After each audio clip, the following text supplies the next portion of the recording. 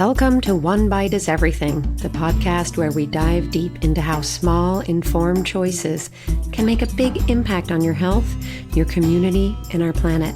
I am your host, DiPrima. Anna Fry of Alleluia Acres in Alabama is guided by impeccably high standards and unwavering faith. Central to that is her commitment to providing the healthiest food for her community and the broader region through some uncommon choices. Anna is a steward of heritage breeds, a choice that significantly impacts the local economy and environment. Through her efforts, she is preserving biodiversity and supporting sustainable agriculture. But that's not all. Anna is also at the forefront of exploring the boundaries and demand for raw milk, a hot topic that generates a lot of buzz and local interest. Today, under the heat of the Alabama sun, we touch on the transitions Anna and her family have navigated in both their personal and business lives. We'll learn about the trials and triumphs they've faced and how they finally found the key to a profitable business. One thing I love about One Bite is Everything is the opportunity to see the extraordinary in the ordinary and the connections between the land and our lives. It's all connected. Today's conversation is a testament to faith, resilience, and the power of small choices making a big difference. It's also a place to get to know some of the folks you might not otherwise meet. Anna has a big laugh, and her husband Cam is obsessed with building his own zombie apocalypse team. I imagine a Home Alone farm edition happening there on Alleluia Acres. I think I might put Anna on my team as well. Here's why. Before we start, I'd like to pull back the curtain on Anna's character, one that runs deep within her family. Anna participated in a 4 Farmers People's Choice grant process in March of this year. 22 farms shared stories of what they might use a small bonus grant for. Alleluia Acres put forward a proposal for waterers for the dairy cows in the summer fields. But when she saw another farm in need of electrical support, she reached out in a vent. Her late father was a master electrician, and she knew what she saw was unsafe. She wanted her grant, should she be selected to go to the other farm. With some donations from her own family and community and a match from 4 farmers, the farm received support to fix those electrical issues. So let's start with that and dive into the rest of Anna's farm life, zombies and all. We're a heritage farm, which for us is twofold. We have animals to, of course, produce a product, but then we also have them to make sure that they don't go extinct and rebuild their populations.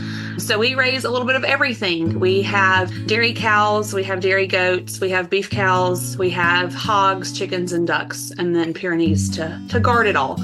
We're on family land that's been in my family since the mid-1800s. We've been here almost 200 years. We are the first generation in my family line to choose farming as our occupation since my great-grandparents. So even though we're farming the same land that's been in my family and has been farmed for forever, we're the first generation. We're considered first-generation farmers because we're kind of bringing it back, and I don't have my great-grandparents to go to ask questions about anymore. So having to learn things completely fresh, but still having a lot of the same things that they had here on the land, which is pretty neat. And when you say heritage, are they particular breeds that you're working with? And tell me about those and how they differ from what we might think of if we think of cattle or a pig. So heritage breeds are slower growing, which is why they are not in the commercial farms typically. You will find like a cross of a heritage breed, usually in the hog realm, in a commercial farm, but you won't find a straight heritage breed because they are slower growing, which means that your profit margins aren't as large for production's sake. But for us, we like that. We're the opposite of commercial farming. We want to be pasture raised, slow growing, everything how God intended it to be. So everything that we do raise is heritage, which means that it's going to take usually almost double the amount of time of what a commercial animal would. So our hogs, we raise Tamworth hogs, and those usually are market weight within about 8 months, whereas your average commercial hog is within 5 to 6 months. So almost double. And then we also, everything is heritage, even down to the ducks and chickens, but As far as the cows go, we have Galloways. We are the only breeders of those in the state and one of only 4 in the whole Southeast. Galloway cattle, originating from the Galloway region in Scotland, are medium-sized, hardy beef cattle known for their luscious curly locks and high-quality marbled beef. While not as common as some commercial beef brands, their hardiness and quality meat have maintained their numbers. And then same thing with our dairy cows, our Guernseys. We are the only known that I know of and that our vet knows of, the only herd of small Guernseys here in the state of Alabama. We had girls, we drove to Tennessee and Florida to get some of our girls, and then we had a whole shipment, if you will, come down from Wisconsin in the fall. Guernsey cattle from the Channel Island of Guernsey are dairy darlings that sport a stylish reddish brown and white coat and pack a serious butterfat punch in their milk. Their population has declined due to the dominance of other more productive dairy breeds like Holsteins. Efforts are being made to preserve their numbers through breeding programs and by promoting their high-quality milk. So just trying to repopulate the breeds down here for sure, like especially with the hogs. We've had those the longest, had zero intentions in getting into hogs and breeding hogs. And God said, this is what you're going to do. So we started with the Tamworths and ended up being one of the biggest and only breeders of those in the state, and did our job so well that we sold hogs to all over the Southeast. Tamworth hogs, originating from Staffordshire in the United Kingdom, are medium-sized pigs with reddish-gold hair known for their hardiness, good foraging ability, and high-quality flavorful pork. Tamworths are listed as threatened by the Livestock Conservancy. This means their population is relatively low and they are at risk of becoming endangered. Conservation efforts include promoting the breed for its high-quality meat and encouraging small-scale farming and breeding programs. So when we had to replace our breeding stock, we couldn't just go to the states nearby because those were a majority of our stock. So we had to source a boar out of Kentucky, and then we had some girls out of a farm that we sold our stock to because we wanted to keep some of our same lines, but introduce some new lines with that new boar as well. So it's definitely fun. You learn lots of things because if you're the only one, you have to be your own researcher and veterinarian and everything. So lots of work involved on that end. And so when you say you're supplying the Southeast, for example, with these heritage hogs, both breeding stock and meat, now how are you doing that? As far as like breeding stock, we sell those direct to farms. We've sold to Mississippi, Louisiana, Tennessee, Florida, and Georgia. So literally everybody that's around us, which is why I said we had to go a good little ways. But as far as our meat goes, we do send those to a state inspected processor that is currently getting his USDA inspection. Processing has been a huge issue in our area. Our favorite USDA processor closed down probably about a year and a half ago. And we had a good working relationship with him. He's become a good friend. And he was phenomenal. He did everything. He was a farmer as well as a processor. And so because of that, he really took good care in the cuts that he did for us and everything that he did for us because he gets it. He wants it to be that nice, pretty grocery store looking cut, but that's direct from the farm, which was our goal too. So our new processor, though, he's about an hour and a half from us, which is another thing. They're not close by any means, but he's about an hour and a half away, and he's working on USDA certification, which will get out this year. Right now, we sell direct to consumer with people coming to pick up off the farm because we don't have quite the volume that we should to be able to ship out all over the Southeast for cuts and to provide people with meat. But we are working on that. So we have some new breeders in place to be able to grow that production so that way we can meet the demand of organically raised pork here in the South, because that's why we started with hogs, aside from God telling us to, was because we couldn't find anybody in the area locally that raised hogs organically or raised them naturally to our standards. We don't feed them a bunch of junk. We spend a lot of money on our feed to get it in their mouths to make sure that they're not eating just regular old slop that the other farms in the area would feed. How did you make those decisions in terms of, that we're going to be a first generation farmer with a lot of farming history in our family and land, and now we're going to do it organically and with heritage breeds? Like, what was the thought process that took you there? Yeah, so everything has just kind of evolved over time. When we started, we fed everybody corn because that's just what my great granddaddy did. So that's what we did. And the more we realized how genetically modified things have become, we shifted our focus. So when we decided we wanted to farm, I always wanted to do that growing up. I've always loved the land and loved animals. And my husband, when we first met, he was like, "What are you talking about? We're not doing this. No, trucks are dumb. Cowboy boots are dumb. We're not doing any of this." And now he has 2 dualies sitting in the driveway. But so when we decided we wanted to farm, he wanted cows, particularly he wanted Black Angus. But then the more we got to researching, we were like, well, there's really a need for us to do heritage breeds because for one, it sets us apart. But for two, like there's a huge need in repopulating those breeds because if you don't, who will? Once we made that decision, we went to the Livestock Conservancy, which we're members of, and looked at all the breeds and made our lists of like our wish lists of what all we wanted. And then started trying to find some of those breeds locally. And the easiest one to find was the hogs and the most reasonable in price. So we could start with those for a couple $100 versus several $1,000s for cows. So everybody jokes that it's the gateway drug. We started with our chickens and ducks, started small, and then got dairy goats because I wanted our own dairy. And then we decided, okay, let's grow and let's start providing our own meat. And then that's how we ended up with the hogs. But everything started because as far as like clean and organically goes, we wanted to clean up our own diets. And we started doing the research into how a lot of things are processed and how they're raised. And we weren't comfortable with that. And we wanted to have control over what we were putting in our own bodies. And so right after we got married in 2014 was when we decided, hey, like, we had the land, we had the space, we have my dad's knowledge from him growing up with his parents and grandparents and working on things and working the farm. So let's just go ahead and jump head first.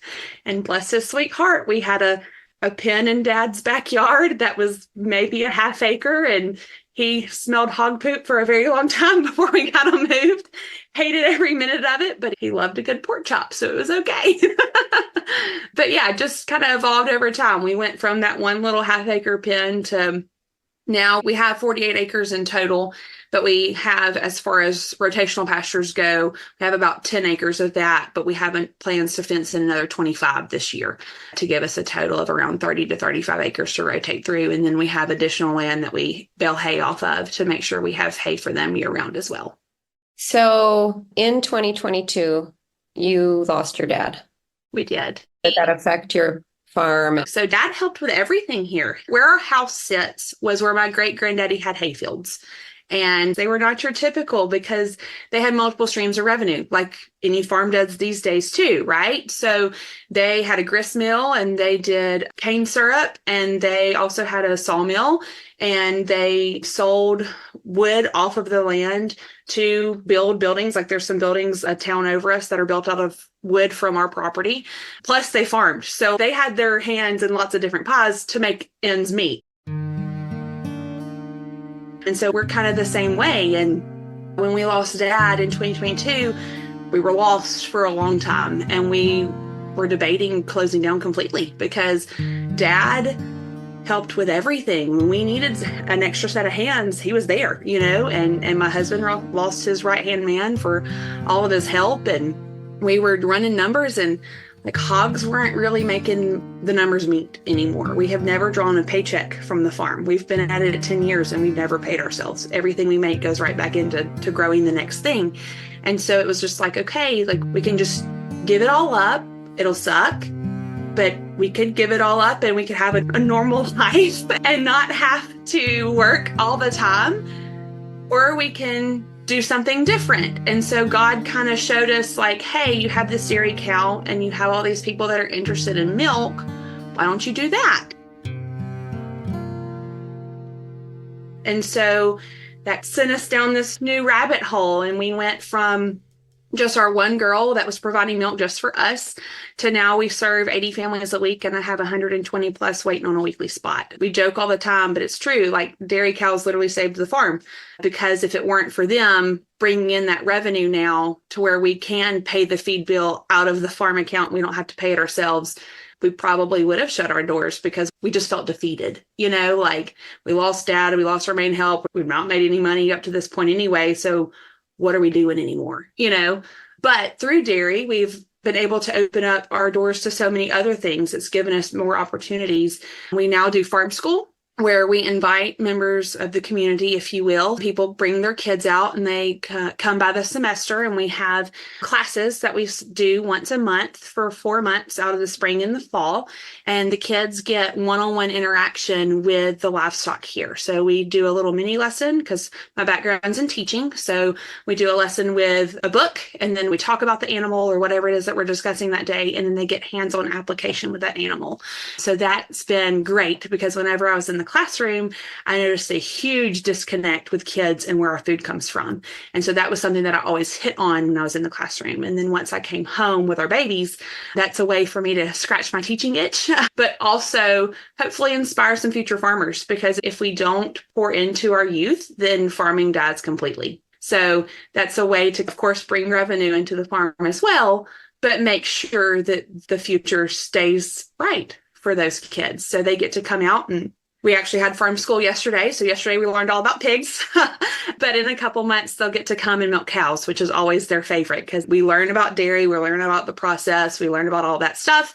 And then they get to actually go milk a cow. And even the parents are all excited about that, because, you don't get to do that anymore. So it's brought a lot of things that we didn't anticipate, but God works that way. I like that idea of the parents really being conscious of what's going on through their kids. Do you have any more examples of those conversations? Is it at pickup when the parents come, or are they there at camp, or what's this? Yeah, so parents have to stay, because that's a lot of kids for just me. We started it in the fall, and we expanded this spring into 3 separate sessions, and all 3 sessions are booked out. They're full, and it's based on the amount of parking I have. Like, I can only park 15 cars, so that's what I can do. But with that, we had probably 40 people at our biggest session yesterday, because they all had a buttload of kids with them. But they learn a lot. Like, the parents ask even better questions than the kids sometimes, because they want to know. Like, we do a session for just littles, so it's 2 and 3 year olds, and it's very basic and simple, but gets them, the interaction that they need. And then we do a session for elementary school age, which is a little more in depth. And then we do a session for like a mixed group. So it's like for families. It's our family session. So it's anywhere from ages 2 to like 8. And then I think I have a 16-year-old that's coming with his little siblings. But that session yesterday, it was really funny. Like, the kids were just lined up on the fence line looking at the hogs and just watching everything and feeding them hay. And the parents are just firing off questions left and right. Like, how do you do this? And how do you do that? And one was like, what about veterinarian care? Like, how do you source that out here? And I'm like, you have to know a little bit about everything. Like, it's taken us until now to have a good relationship with a vet that will actually come. And we've lost animals because we couldn't find a vet, because you call and they either won't answer the phone, or it's Saturday and I'm not coming, or it's Wednesday and it's 6 p.m. and I've already quit for the day. So that's what I was telling them yesterday. Like, you really have to know a whole lot about everything to be able to make it successful. And everything is learning through trial and error. Unfortunately, like, you do as much as you can, and you learn what works and what doesn't work. And sometimes what doesn't work costs you an animal, and you just have to pull your boots back on and do it again the next day. I know that you've had some recent loss with your cow. Yeah, so dairy cows, we joke that our beef cows could survive off air, because they could in comparison to our dairy cows. Dairy cows, if it rains the wrong way, they're going to get sick or upset. And that's been a learning curve, because we've only ever had beef, and that's all Dad had. So that's the only knowledge base I had growing up. With that, it's been a whole learning curve on the different minerals that are needed, and making sure the pastures are just right, and the hay quality that's needed. And we've even had to redo our watering system and put filters on the water. Like, things that I never would have thought of before have come out the woodworks with dairy cows. But I love them too much to give them up. They're horses that give me something, is what they are. Because I have some of them that will come out, and when I come up to the gate, they'll just put their head on my shoulder and give me a hug. So they're good girls. And they've saved the farm. Yes, most importantly, they've saved the farm, because we were realistically going to be done. 2022 was a really hard year overall with everything. But God said, no, we're not done yet. So here we are. Let's just talk about the milk for a minute, because dairy farms, especially small dairy farms across the country, are struggling and shutting their doors and yielding to bigger dairy operations that are not necessarily in the same kind of category that you're in. And not every state has legal capabilities really for raw milk, but there in Alabama, you do. We have that in New York as well. Can you tell us a little bit about that market and who's so excited about raw milk? So maybe even 10, 20 years ago, the state of Alabama had over 400 dairies, 300 or 400, give or take. There were several here in our county. And now the state of Alabama only has 13 registered dairies. That doesn't include us. That's like your big commercial dairies. But what we do is on a smaller scale. So we call ourselves a micro dairy because I don't feel like I have enough cows to justify my name being a dairy, even though we technically are. But we do produce raw milk under our state commercial pet food license is what we have. And so we have to sell it as pet food, which is perfectly fine. Raw milk, which is milk that has not been pasteurized or homogenized, has been consumed for centuries. Before the advent of modern dairy processing techniques, all milk consumed was raw. In the late 19th and early 20th centuries, as urban populations grew and the distance between consumers and dairy farms increased, the safety of milk became a significant concern. This led to increased risk of contamination and milk-borne illnesses. Outbreaks of diseases such as tuberculosis, brucellosis, and typhoid fever were linked to raw milk. These public health concerns led to the development of pasteurization. Now, with modern refrigeration and cold chain transportation, these concerns should be mitigated, but society hasn't caught up. 20 states still outlaw the sale of raw milk for human consumption, Alabama included. Some states allow retail sales, and others allow the sale of raw milk directly off the farm. It's labeled with all of the warnings that come with raw dairy, but under the state of Alabama laws, we can sell it that way, direct to consumer, which has made a whole difference in the way that we operate. Because of the way that we feed our cows, we don't just feed everybody junk. Our feed cost is $1,200 a ton, give or take, and average feed cost is like $400. They're fed very nicely, but because we have that high input with them, we have a higher quality milk that comes out. So what we produce is we produce A2 raw dairy milk or raw milk that comes from Guernseys. Guernseys are naturally higher in nutritional value than any other breed of cow.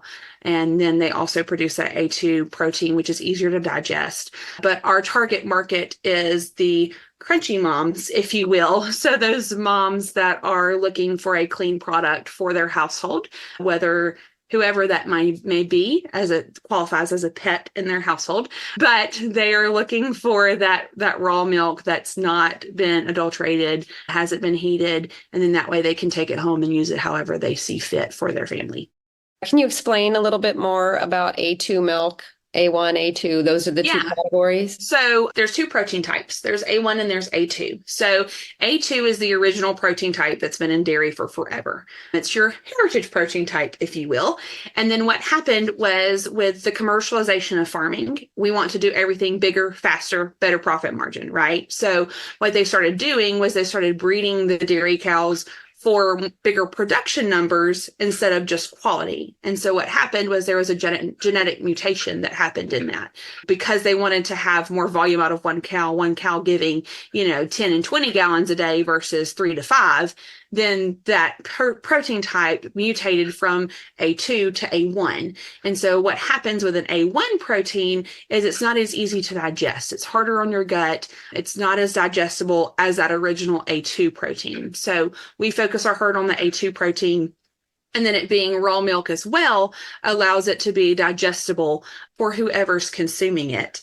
It's able to be digested in an easier manner because raw milk is made as a whole superfood and it's a living food and it has enzymes in it directly associated with those proteins and with those vitamins to help your body to digest it. And so when you heat it up to pasteurize it, those enzymes die, which causes the lactose intolerance for a lot of people. So we have lots of families that haven't been able to consume milk in a very long time, but are able to get pet milk for their families and do really well with it. When I was a kid, I didn't know anyone who had a lactose intolerance or even a peanut allergy. or a wheat sensitivity or any of that. So I think these are really important questions for consumers to be asking themselves and their farmers and probably our government and our entire agricultural system. Absolutely. Well, that's why we feed the way that we do. We don't feed corn, soy, or wheat because those three grains are the highest in inflammatory properties, but they're also the most genetically modified. Even if you get an organic strain, it's been modified, especially corn and wheat. They have been modified at some point. So if we were to ever feed corn to anybody, we usually don't. But if we were, it would be our own family's corn. So we have corn that's from my great-grandparents that you can't even get anymore. So we have seed that's saved from him that we grow periodically to kind of restock because corn is good. It's a good energy source if you have like a down cow that's still able to eat. It's good energy to get them boosted back up. But we choose not to feed those things just because on a commercial level, any feed that you get, you don't necessarily know the source of it, even if it is organic. So we try to stay away from those for sure. You've mentioned it a few times, but faith plays a really big part in your life and in your farming. Can you talk a little bit about that and how it impacts your farming? So whenever we started, I prayed over a name because I was like, I don't know what to name the farm. Like, what do we stick with just a family name or what have you? And that's where Alleluia comes from. We were in church one day and we were singing the chorus over and over with Alleluia, Alleluia. And I was like, Alleluia, amen. Yes, Alleluia. We have our own source of meat, our own source of sustenance, right? So Alleluia Acres is how that was born, was because we were in church. But we absolutely believe, we joke that our tagline used to be where God made a farmer because my husband had no intentions of farming. And here we are. But everything that we do is for him, 100%. And we always believe that he gives us exactly what we need. And we try and see what lessons he wants us to learn out of every situation he gives us. Just like the cow that we lost a couple weeks ago. If we wouldn't have lost her, I wouldn't have found a crunchy chiropractor that would adjust our cows if we needed them to be adjusted. I wouldn't have had a working relationship with a new vet that's willing to help us and teach us. She taught me a phenomenal amount of information that I never would have known had Bay not gotten sick and gotten down. And she was able to come out and willing to come out and teach me how to do all these things. So that way I had a better medical base for our animals that I would have had no clue on how to do had we not lost her.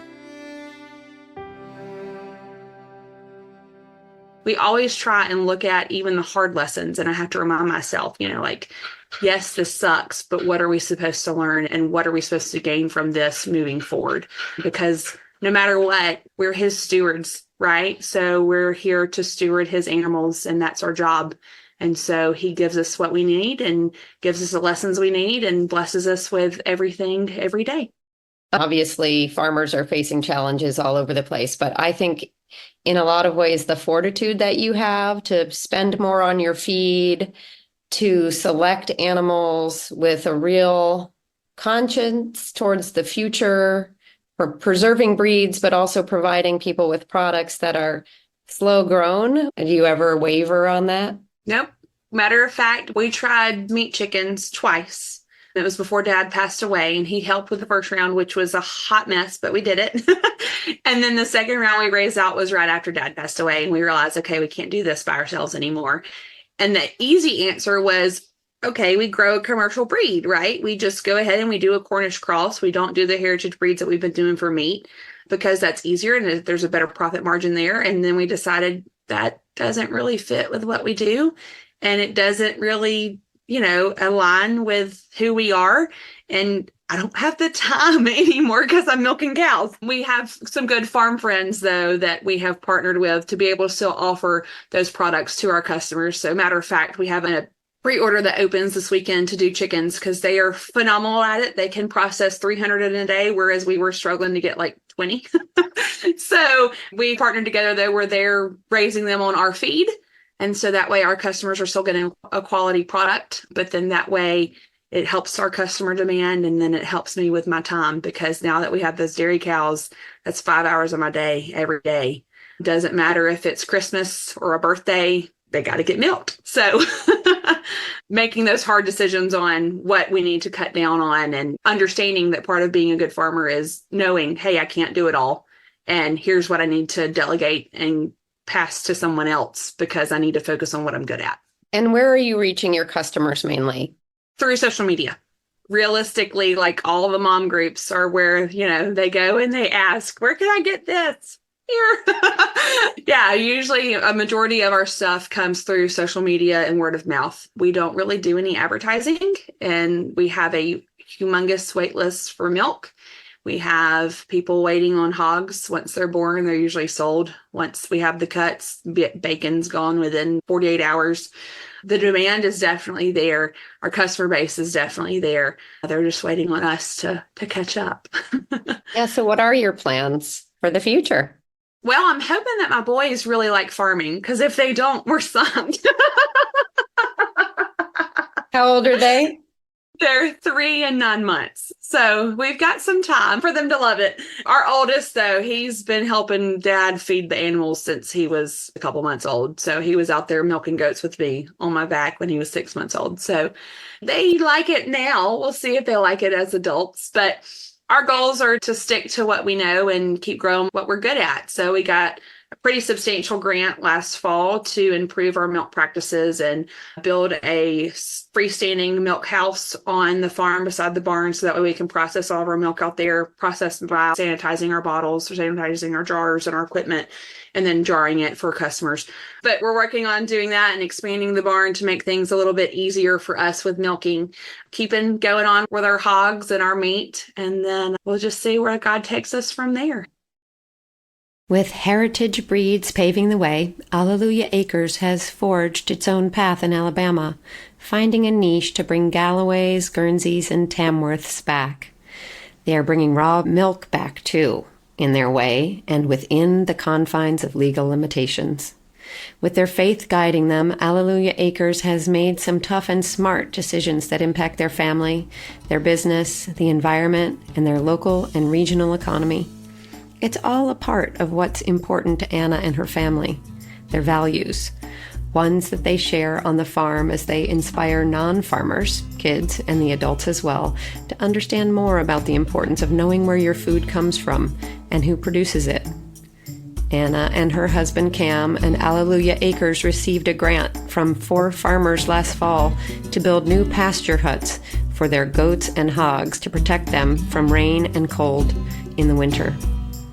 A little support goes a long way and contributes to a network of connections between health, the environment, and the economy.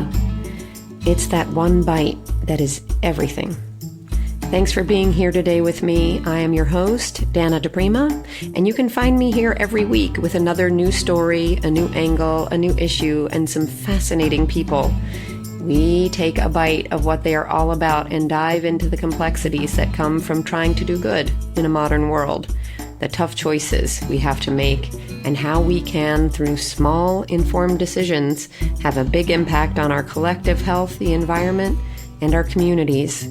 I am so glad that you're here, because you are a part of the solution. I hope that you are finding some good insights here and enjoying the people you meet. The One Bite is Everything podcast is a labor of love, and I hope that you're into it. If you are, please leave it a 5-star rating in Apple or Spotify. And if you have an extra minute, write a review that might inspire others to listen too. Apple Podcasts is the best place to review, but if you don't use that app, you can always leave a review easily on the onebiteiseverything.com website. Special thanks to the One Bite team, Russell Chapa on music and Sonia Dhillon on editing and research. They're the best. See you all next time, right here on One Bite is Everything.